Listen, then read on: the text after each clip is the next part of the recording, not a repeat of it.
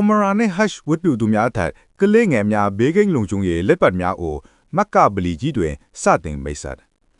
မက္ကဗလီကြီးနဲ့မဒီနာဗလီကြီးဆိုင်ရာစောင့်ရှောက်ရေးအထွေထွေအာဏာပိုင်အဖွဲ့သည်ဆော်ဒီအာရေဗျနိုင်ငံမက္ကာမြို့ရှိ Masjid Al-Haram Grand Mosque တွင်ကလေးငယ်များဘေးကင်းလုံခြုံရေးအစီအစဉ်တစ်တရက်ကိုစတင်လိုက်ပြီးရောက်ရှိလာသောကလေးငယ်များအတွက်ထပ်သေးခံလက်ပတ်များကိုထုတ်ပေးလျက်ရှိပြီး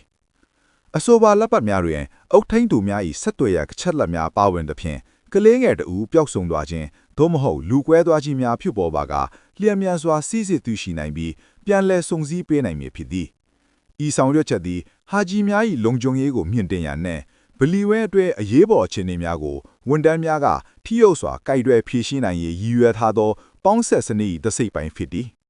အဆိုပါတသေးကန်လက်ပတ်များကို King Abdul Aziz Gaming King Fahad Gate Gate number 39အပါအဝင်အဓိကဝင်ပေါများတွင်ရရှိနိုင်ပြီးထိုနေရာများ၌တာဝန်ကျဝန်တန်းများကအုတ်ထင်းသူများ၏ဆက်သွယ်ရန်အချက်အလက်များကိုအစဉ်ပြေချောမွေ့စွာမှတ်ပုံတင်နိုင်ရန်ကူညီပေးသွားမည်ဖြစ်သည်အထူးသဖြင့်မကာဗလီကြီး၌လူအလွန်စီကားသည့်အမရာယာဒီနှင့်ဟက်ချ်ကာလာများတွင်အုတ်ထင်းသူများအနေဖြင့်ဤဝန်ဆောင်မှုကိုရယူအသုံးပြုကြရန်အာဏာပိုင်များကတိုက်တွန်းထားသည်